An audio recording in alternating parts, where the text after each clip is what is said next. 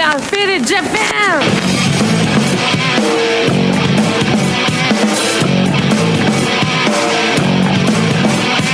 Yeah, all the telling me on business. I'm all about my business, but I ain't got no briefcase. Yeah, all I got's some whiskey.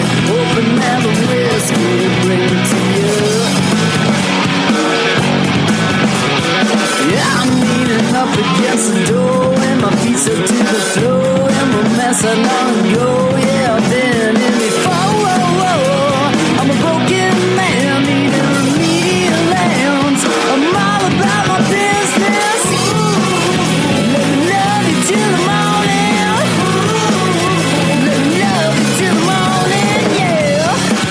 What's up, faders? Welcome to yet another action-packed episode of Got Faded Japan, and I am your host, Johnny. And as you fine folks know, Got Faded Japan is about two dudes, booze, Japan, and the news. But recently, we've been doing the podcast a little early because of my co-host Tom. His schedule. He's working construction now, and he can only do the podcast in the morning. Apparently, he's not here. So your boy Johnny is here. I am here for you. And yeah, I am all by myself, just podcasting all by myself again. Yep, I'm here all by my lonesome, and I'm podcasting for you guys, with you guys. This is episode number 762, I believe. Don't quote me on that. Yeah, what's the point? What's the point of saying a number after like 100? After you've been podcasting 100 episodes, right? You get 100 episodes under your belt. It's all the same. It really doesn't matter. It could be 200, 500, 700. I think Joe Rogan is on like 3,000 podcasts or something. But yeah, it doesn't really matter. But if you wanted to know, now you know. 762. It doesn't matter to me. Before I start talking about my health condition, I want to say a happy Turkey Day to all of our American faders out there. I hope that you're eating a lot of delicious turkey and you're with your friends and family and you're just enjoying this beautiful, wonderful holiday season. Yeah, if you are drinking, you probably are drinking. But if you are drinking, I hope that you guys are not driving. Do not drink and drive. Be safe. If you're drinking, don't drive. And if you're driving, don't drink. There you go. Those are the rules. Pretty simple. Black and white, right? But I have a wonderful time out there. Kampai, coffee, kampai to you guys. I miss Thanksgiving, actually. Oh my gosh. Turkey's the best. Oh, turkey. Oh, dark meat turkey. Oh, it's so good. The best thing about Thanksgiving is when you have that, well, I mean, other than, spending time with your family and friends, but regarding the cuisine, you have turkey for like at least 2 weeks afterwards. Turkey sandwiches, turkey salad, just eating turkey. It's great. It's great. It's so awesome. You save a lot of money. But yeah, I miss Thanksgiving. I mean, here in Tokyo, you can do Thanksgiving. There's like a lot of like Western like restaurants and bars and stuff that have Thanksgiving days and stuff or whatever. But the thing is, it's just like, it's kind of expensive. So I don't know. I just haven't celebrated Thanksgiving really in 20 years or so. One of these days I will, though. One of these days I will. All right. You may have noticed I'm like not 100% today. Actually, right now I'm kind of, I don't know if it's influenza or COVID or whatever. I don't think it is. But I'm pretty sick. And yeah, I think pretty much everybody in the Tokyo area is kind of sick right now. Half my clients have canceled all their meetings for like this whole week and stuff. And it was only a matter of time before I got sick because like when a lot of people get sick in Tokyo, everybody gets sick in Tokyo. And so, yeah, so pretty much like I've got this cough, I've got a sore throat, I've got a slight fever. I went to the doctors yesterday. They said it's not COVID, it's not influenza. And I'm like, how do you know? They're like, because your temperature is hot, but it's not hot enough. And I'm like, oh, okay. That kind of makes sense, I guess. So anyway, yeah, I went to the doctors and yeah, that was an experience. And let me tell you, about going to the doctors here in Japan. Okay, let's say you're in Japan, you're living here and you get sick. So you've got your insurance card, and you should have one. And what you do is you go to the doctors, you give them your insurance card, and they're like, okay, have a seat. And you sit down, and you're like, oh, God, I don't feel good. And you look around, and there's like, I don't know, maybe 50 people surrounding you, right? And everybody's, well, the funny thing is, usually most people don't look that sick, I would say, but some of them probably are.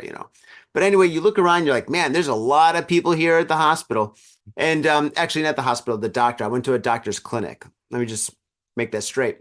But anyway, so it's packed. It's full of people. And you sit there and you wait, you wait, you wait. You check your phone for a little bit. You wait, you put on some headphones and you listen to a podcast for a little bit. And then you wait, wait, wait, wait, wait, wait, wait, wait, wait. And then they call your name, and then you go and you see the doctor. You tell the doctor what ails you, and pretty much after that, he just tells you, he's like, all right, listen, you got the common cold. Everybody has it. I'm going to give you this medicine and some antibiotics and this, that, and the other thing. Is there anything else? And you're like, no, no, no. Just, when I cough, my chest hurts. It feels like there's pepper spray in my chest, sore throat, runny nose, slight fever, achy joints. Kind of sounds like COVID, but apparently it's not.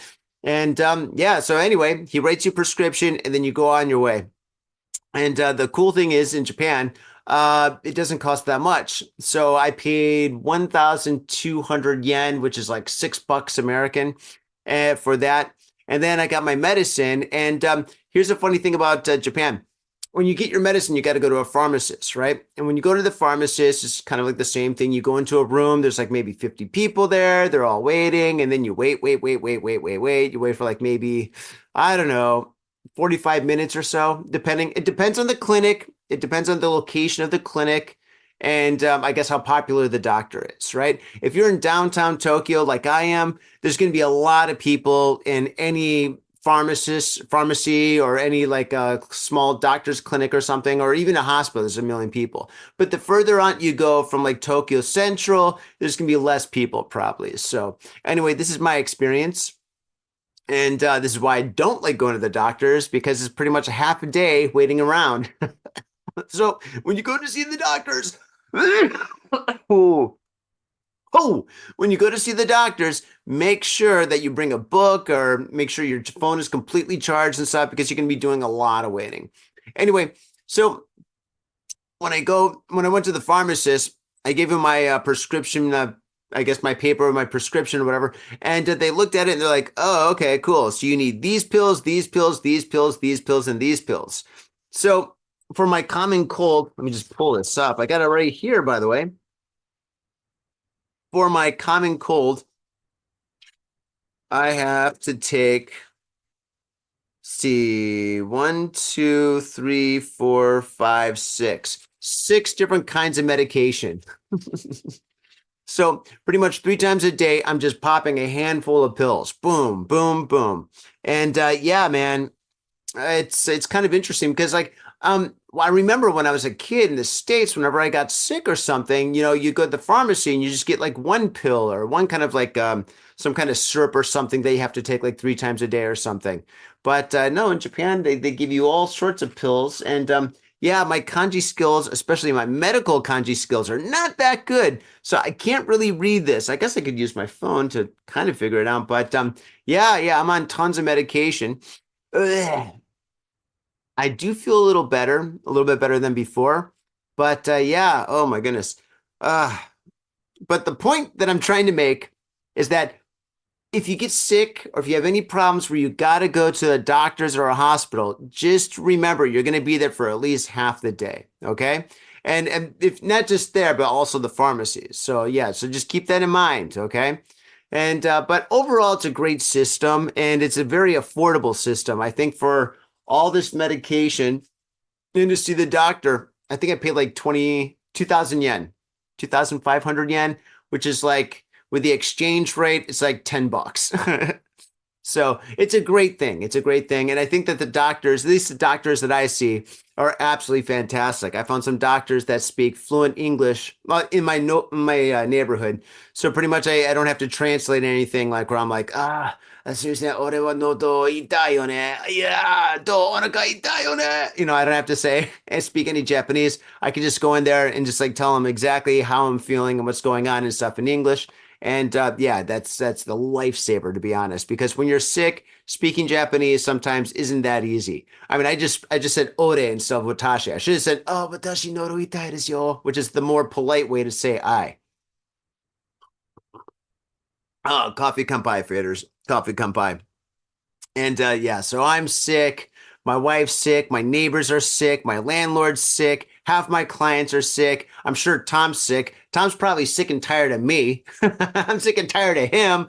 That's what happens when you got a friend for so long. But yeah, so pretty much, yeah, everybody's sick in Tokyo. So I hope for all of you guys that are listening to this or watching this or whatever, you guys stay healthy. Don't get too close to the camera. Oh, that was a chunky one. Mm. Oh my goodness. So I think one of the reasons why I'm sick is because I've been burning the candle at both ends. Usually I don't get sick, but when I overwork myself, when I do too much, when I bite off too much that I can chew, excuse me, yeah, I get sick, And recently I've been working super, super hard for Tokyo Art Tank.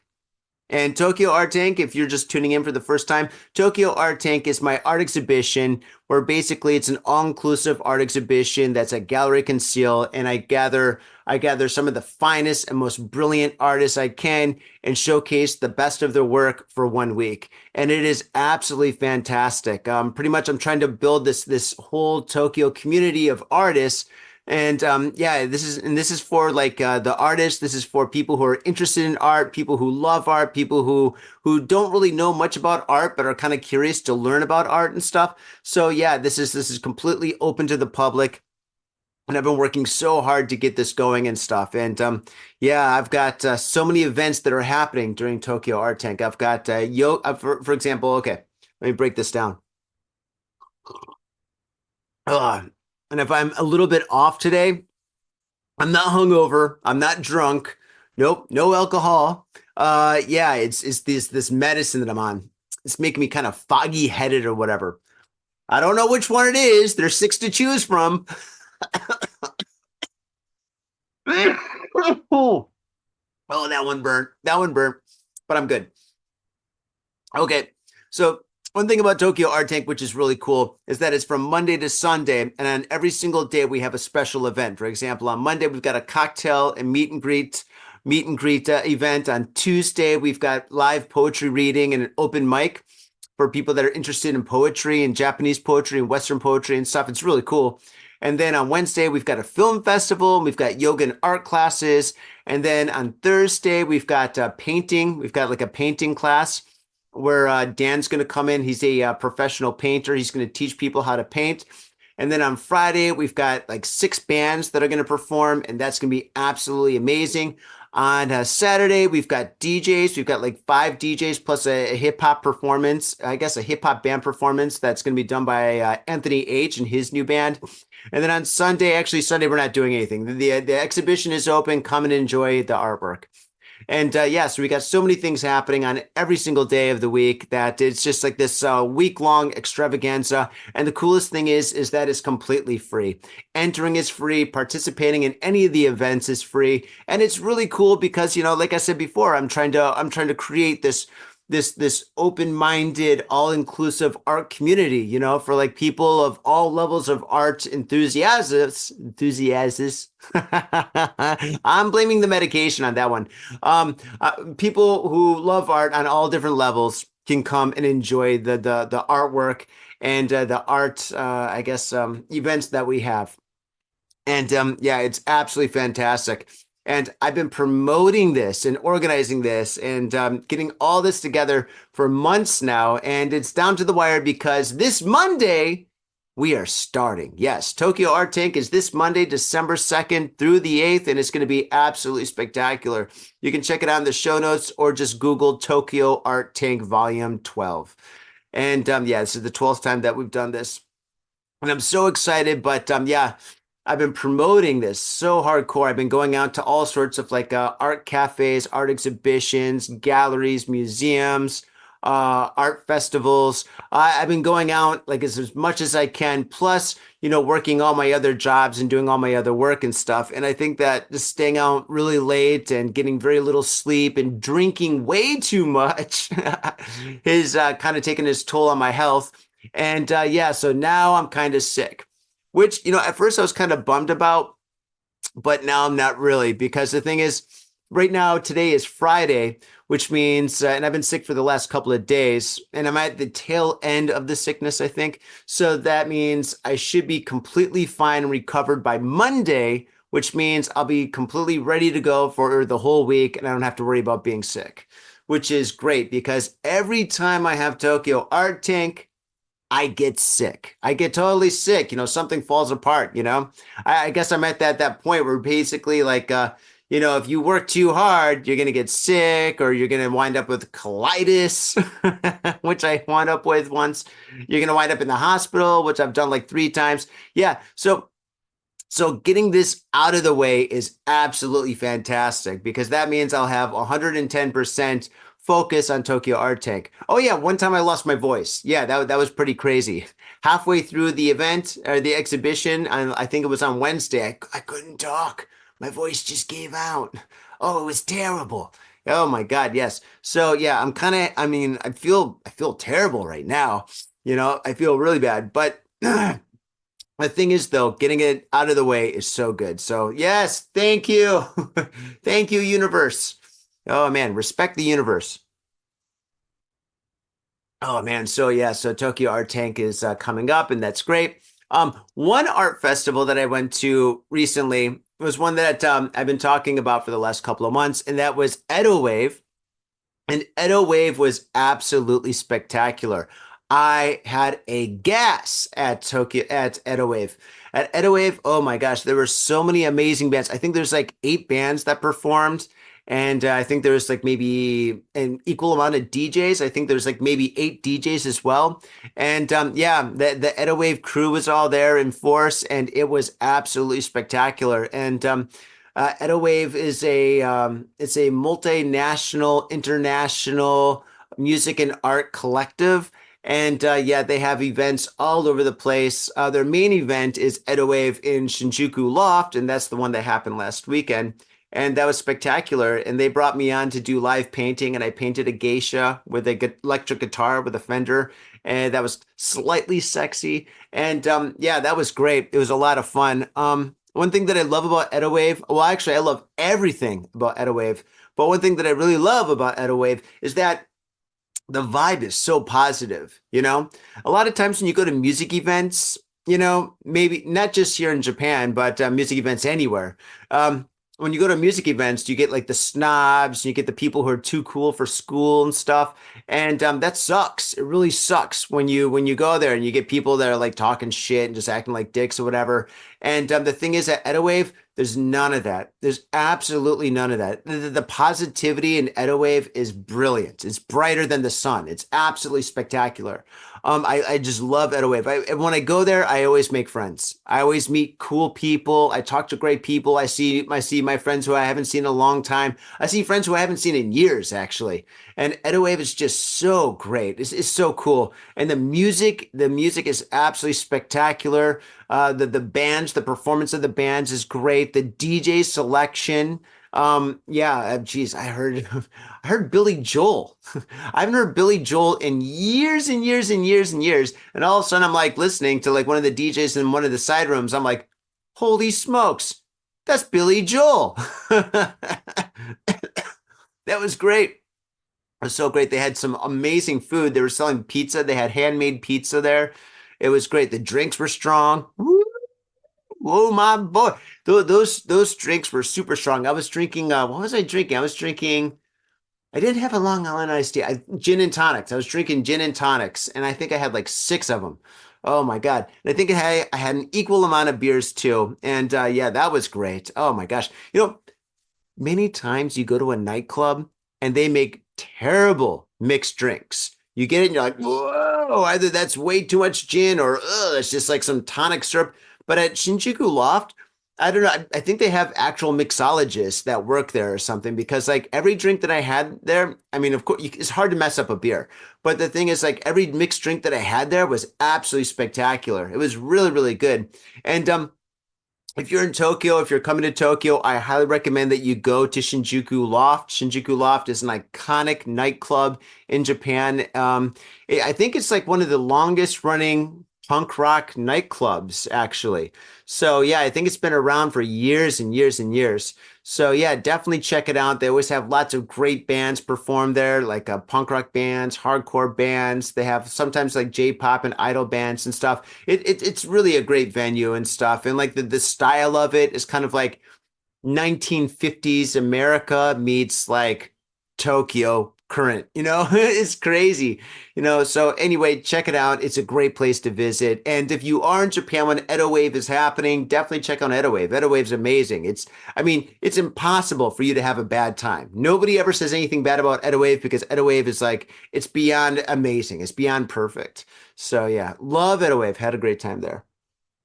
All right. I think I'm falling apart. All right. All right. So what we're going to do is we're going to move forward and I'm going to read the local news and then I'm going to call it a day. I'm too sick to do the show. I got to get my beauty sleep and get all rested up for Tokyo Art Tank, which is happening soon. Yo, what's up, faders? Got Faded Japan has got a new sponsor. Our new sponsor is Gamuso Bar, located in Asagaya, Tokyo. If you're kicking it in Tokyo and you want to get your groove on, get your fade on, you better get your ass down to Gamuso. Gamuso is located in Asagaya. It's about 11 minutes from Shinjuku Station on the Chuo line. Gamuso has weekly bands, weekly performances. And hell, if you got your own event and you want to hold it at Gamuso, we'd love to host you. So contact Gamuso at www.gamuso.com. That's www.gamuso.com. That's right, Gamuso has not only beers in the bottle, but beers on tap. We've got every drink you want, so come on down to Gamuso. Gamuso, and if I'm working, tip me. Have your attention, please. Attention. Hey, yo, what's up, faders? Johnny here. You know I love booze and news, but I also love art. So come on down to thespiltinc.com and check my art out. I've got tons of stuff there for you to check out. And I've got paintings, I got prints, I got videos. And I tell you what, if you like a painting, I could probably sell it to you. And I tell you what, if I can't sell you that painting, I will definitely sell you a print. I've got prints of all my work. Prints are about 2,000 yen each, about $20. But if you buy two, you get the third one for free. So come on down to thespiltinc.com. Yo, and on top of that, I'm looking for commissioned work. So if there's something that you want me to do, I can make it for you. Just check out my stuff and see if you like my style. And if you like my style, I can definitely paint you anything on canvas, paper, whatever. I've done it all. So come on down to thespiltinc.com. That is THESPILTINK.com. Thespiltinc.com. Proper. Mitsuya Liquors. Yo, what's up, faders? If you're in Asia, if you're in Japan, if you're in Tokyo, if you're in Asagaya, you better get down to Mitsuya Liquors. That's right, for the most affordable prices in Japan, you can get over 300 different kinds of beer. That's right, over 300 different kinds of beer. And of course, they got all the shochu you need, all the sake you need, and of course, they got wine from California to Italy to France to New Zealand. They got it all.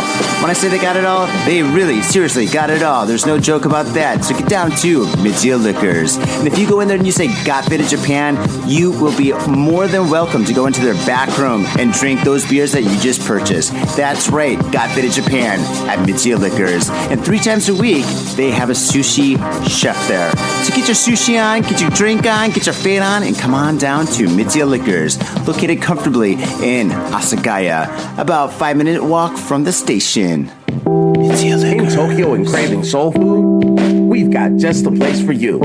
Soul Food House in Azabu Check out what we do at soulfoodhouse.com. Come by and taste the love. We look forward to feeding you. Are you at Harajuku with some out-of-town friends or your family or significant others? Yeah! Do you want to chill and drink beer and eat sandwiches while your friends overpay for glitter unicorn socks? Yeah! And the flavor's gonna make you complete at Harry's Sandwich Company.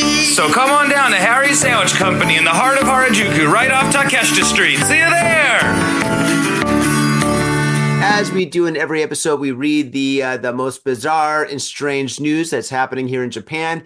And if I mess up, it's because of this medication that I'm on and because I'm sick. So without further ado, here we go, and let's read the news. Okay, first story. Possessing Harry Potter's Sword of Godric Gryffindor is now illegal in Japan. Well, apparently samurai swords are the way to go.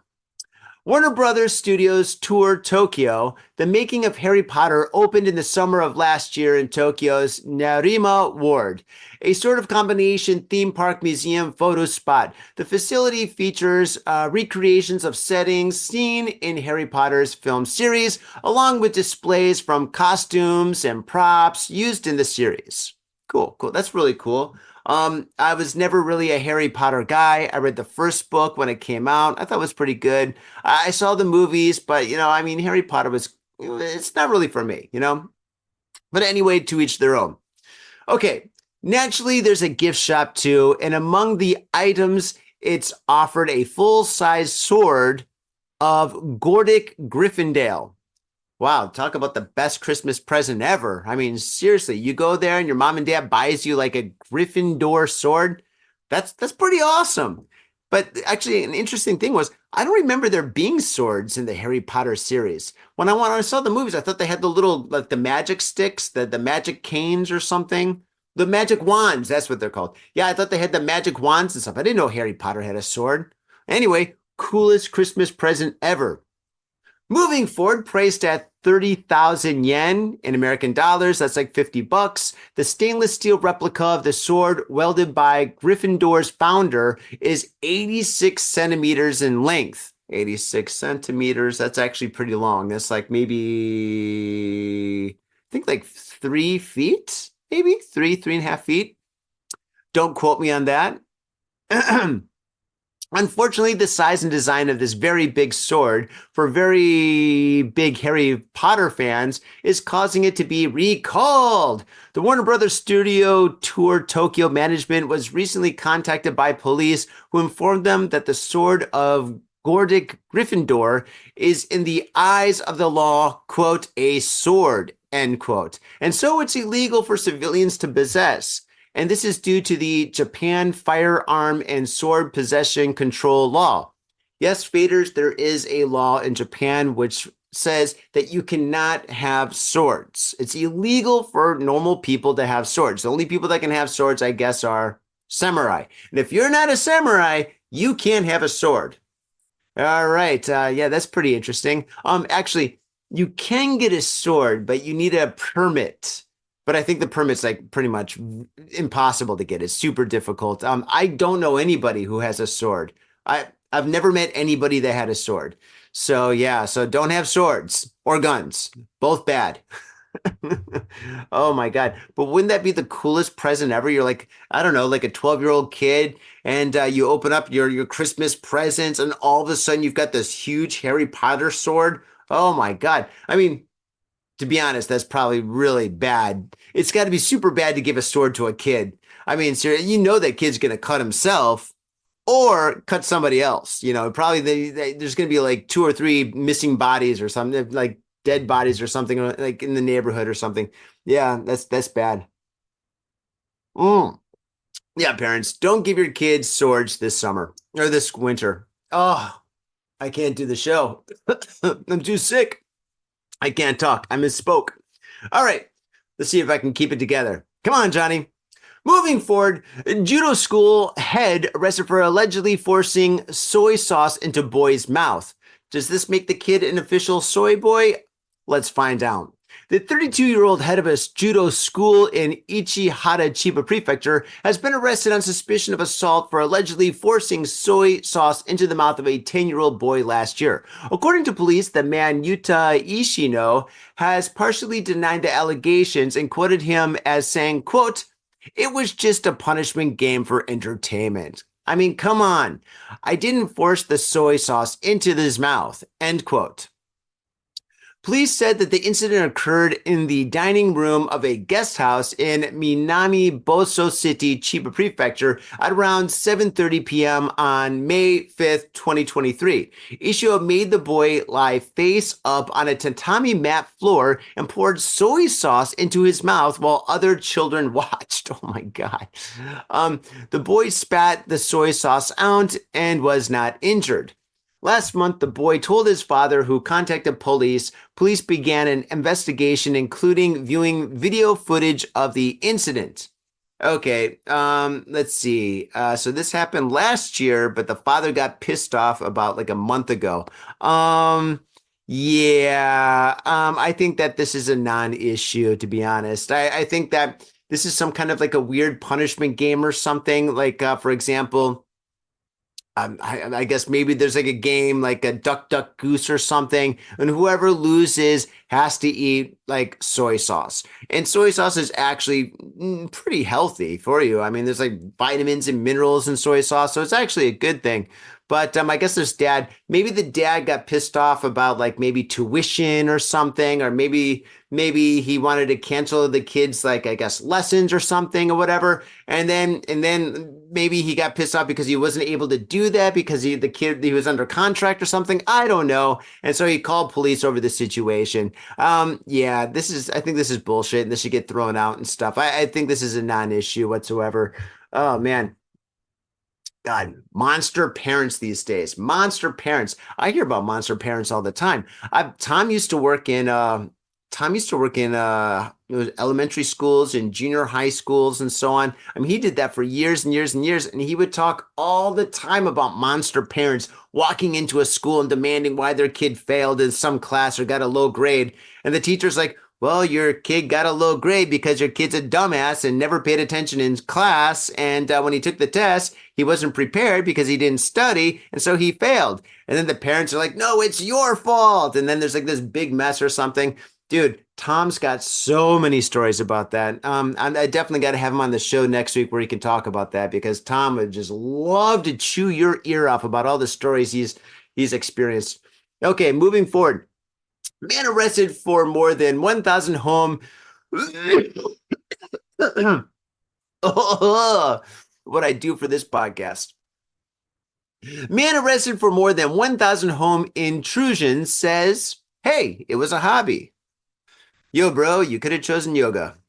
Police in Dazaifu City, Fukuoka Prefecture, have arrested a 37-year-old man on suspicion of trespassing on the property of a man this week. Police said Yuta Sugawara, a company employee, has admitted to the allegations and quoted him as saying, quote, "My hobby is trespassing. It's exciting and fun. Wondering if I'll be spotted," end quote. TV Asahi reported. Well, sir, I guess you've been spotted. Sugawara was arrested on Monday after the property owner saw him in the garden of his house. He detained Sugawara as he tried to escape while his wife called 110, aka 911. Police said Sugawara told them that he trespassed on private properties more than 1,000 times. He told police, quote, the nervous excitement of wondering whether or not I'll be found helps me relieve my stress. End quote. Let's read that one more time. Quote, the nervous excitement of wondering whether or not I'll be found helps relieve my stress. End quote. You know what? What if this is like the ultimate cure to stress? What if this guy actually found the cure-all to anxiety? maybe we will stop taking like was it Xanax and all sorts of other medications? And what if we stop drinking and we just start like doing this? We start trespassing because maybe this right here is like a natural cure to stress and anxiety. Maybe this is it. Maybe this guy's like a genius. Maybe this guy found the magic cure. But realistically, probably not. This guy's just an asshole. Okay. Oh, this show is killing me. Okay. Last story, faders. Oh my God. Here we go. Last story. Osaka zookeeper indicted for stealing food for monkeys and chimpanzees. Holy smokes. I first thought that it said that he stole food from monkeys and chimpanzees, but I guess he stole it for monkeys and chimpanzees. I haven't really read this, so I guess I'm predicting that he's going to a supermarket, he's stealing vegetables and carrots, and then he's bringing it to the zoo. But why would he? Isn't the zoo a governmental agency in Japan? I don't know. That's interesting. Anyway, we'll find out. This story takes place in one of my favorite cities, Osaka. Aishiteru. Hey, police in Osaka have sent papers to prosecutors on a 47-year-old man who worked as a zookeeper at Tennoji Zoo. Hey, I've been to Tennoji Zoo. It's a great zoo. You should go there. They got a lot of animals there and you can get really close to them. Beautiful zoo. I highly recommend it.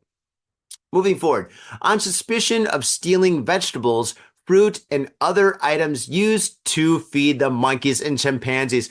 Oh, this son of a bitch. He was stealing food from the monkeys. He was stealing food from the chimpanzees. Oh my God. At first I thought this guy was like a Robin Hood. Now he's just an asshole.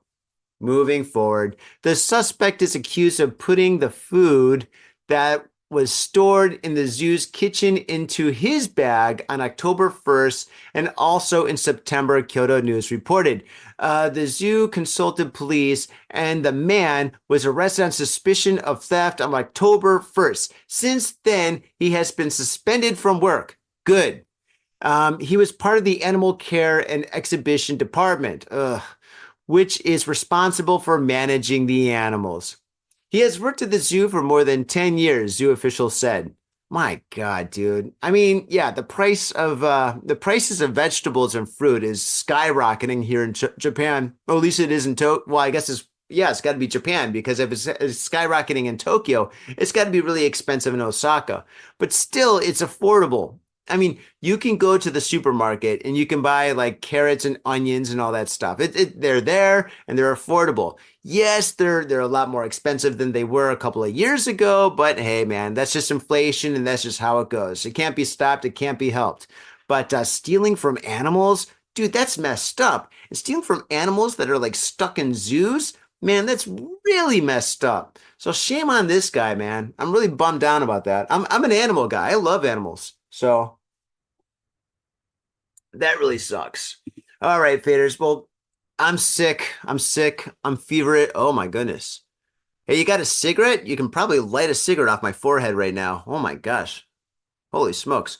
Oh wow. Okay, so I'm sick. I'm going to take it easy and I'm going to get ready for Tokyo Art Tank coming up this Monday. And hopefully by Monday, I will be fine. I'm pretty sure I'll be fine by Monday. I feel a lot better than I did yesterday. And yesterday I felt a lot better than I did 2 days ago. So no matter what, I'm getting better. And yeah, things should be fine by Monday. So if you're in Tokyo or planning to come to Tokyo next week, definitely stop by Tokyo Art Tank at Gallery Conceal in Shibuya. So yeah, it's going to be a lot of fun. Oh, by the way, we do have a Patreon page. Go in the show notes and support us on Patreon. Any little bit of money that you can like send our way definitely helps. It helps us with, I guess, coffee now. Now we're drinking coffee. When we do drink booze on the show, yeah, it definitely pays for the booze, the beers, the whiskeys, the shochus, the chuhais. One of you guys sent me a message before about a couple of weeks ago. Sorry that I didn't reply and I forgot your name. But yeah, so if you want us to do reviews of alcohol in Japan, we can do that. Yeah, well, I mean, dude, if you guys send us money, like enough money on Patreon for us to do like reviews, dude, we'll spend all that money on just called booze and then review it for you guys. That's kind of cool. But yeah, and thanks for that suggestion. So yeah, we do have a Patreon. We're on Instagram. Yeah, Instagram. We add a post. Oh gosh, I got to get out of here. Yeah, we upload posts every single day on Instagram and on Facebook, maybe about 4 times a week or so. So we're always updating our stuff on social media, and we are all over social media except for TikTok. Got Faded Japan is not on TikTok. We don't care about TikTok. Sorry, TikTok, but we don't give a shit. But yeah, we're all over the place. And yeah, thank you very much for fading with us. And yeah, I'm not sorry for being sick, man. I'm human. I think most people be like, I'm sorry that I'm sick. I'm sorry that wasn't professional this time. But hey, man, you know what? I'm human. I get sick. And yeah, so be it. Faders, thank you so much for tuning into this very special episode of Got Faded Japan. And we'll definitely see you soon. Peace. All right, Faders, thank you. All you guys that watched us live, that's awesome. And we'll definitely see you next time. Peace. Goodbye. My own brother, a goddamn shit-sucking vampire. Oh, you wait till Mom finds out, buddy. I've got a government job to abuse and a lonely wife to fuck. As far back as I can remember, I always wanted to be a gangster. God, the pressure! I can't take it! I can't take it! I can't stand to it! You sure excuse me? We're going drinking! We came, we saw, we kicked his ass! Your move, creep. Oh, man. I will never forgive your ass for this shit. This is some fucked up repugnant shit. Ah, fuck it, dude. Let's go bold.